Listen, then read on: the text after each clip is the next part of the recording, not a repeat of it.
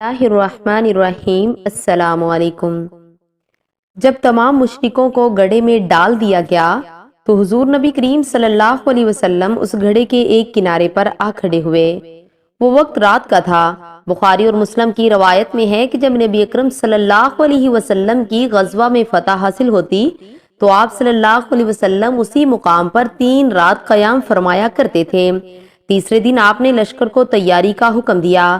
وہاں سے کوچ کرتے وقت آپ صلی اللہ علیہ وسلم صحابہ کرام رضی اللہ عنہم کے ساتھ اس گڑھے کے کنارے کھڑے ہو کر ان لاشوں سے مخاطب ہوئے اور فرمایا، اے فلاں بن فلاں، اے فلاں بن فلاں، کیا تم نے دیکھ لیا کہ اللہ اور اس کے رسول کا وعدہ کتنا سچا ہے؟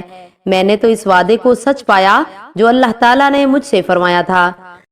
تم لوگ اپنے نبی کا خاندان ہوتے ہوئے بہت برے ثابت ہوئے۔ تم مجھے جھٹلاتے تھے جبکہ لوگ میری تصدیق کر رہے تھے۔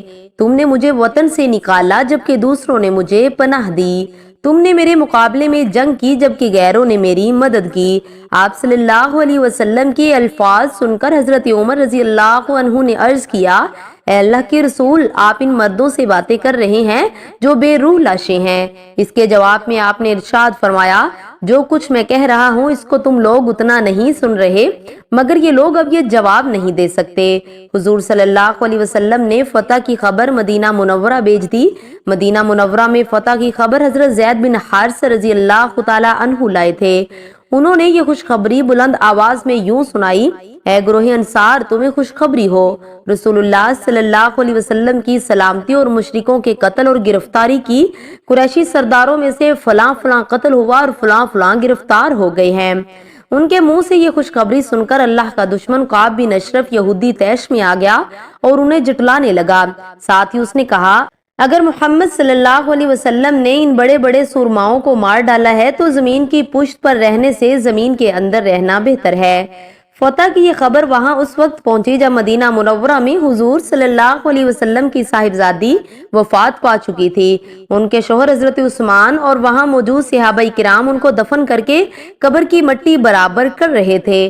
حضرت صلی اللہ علیہ وسلم کو جب حضرت رقیہ رضی اللہ عنہا کی وفات کی اطلاع دی گئی تو ارشاد فرمایا، الحمدللہ، اللہ تعالیٰ کا شکر ہے، شریف بیٹیوں کا دفن ہونا بھی عزت کی بات ہے۔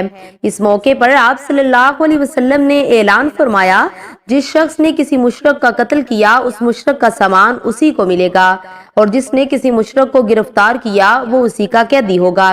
آپ صلی اللہ علیہ وسلم نے اس مال میں سے ان لوگوں کے بھی حصے نکالے جو غزوہ بدر میں حاضر نہیں ہو سکے تھے۔ یہ وہ لوگ تھے جنہیں خود رسول اللہ صلی اللہ علیہ وسلم نے کسی وجہ سے جنگ میں حصہ لینے سے روک دیا تھا، کیونکہ حضرت رقیہ رضی اللہ تعالی عنہا بہت بیمار تھی اور خود حضرت عثمان رضی اللہ تعالی عنہ کو چچک نکلی ہوئی تھی، اس لیے آپ نے حضرت عثمان کو اصحاب بدر میں شمار فرمایا۔ اسی طرح حضرت ابو لبابہ تھے، انہیں خود آپ صلی اللہ علیہ وسلم نے مدینہ والوں کے پاس بطور محافظ چھوڑا تھا، اور حضرت عاصم بن عدی کو آپ صلی اللہ علیہ وسلم نے قباء اور عالیہ والوں کے پاس چھوڑا تھا۔ اس کے بعد حضور صلی اللہ علیہ وسلم آگے روانہ ہوئے اور پھر مدینہ منورہ کے قریب پہنچ گئے۔ یہاں لوگ مدینہ منورہ سے باہر نکل آئے تاکہ حضور صلی اللہ علیہ وسلم اور مسلمانوں کا استقبال کر سکیں اور فتح کی مبارکباد دے سکیں۔ پھر آپ صلی اللہ علیہ وسلم مدینہ منورہ میں داخل ہوئے تو شہر کی بچیوں نے دف بجا کر استقبال کیا۔ وہ اس وقت یہ گیت گا رہی تھی، ہمارے سامنے 14ویں کا چاند طلوع ہوا ہے۔ اس نعمت کے بدلے میں ہم پر ہمیشہ اللہ تعالیٰ کا شکر ادا کرنا واجب ہے۔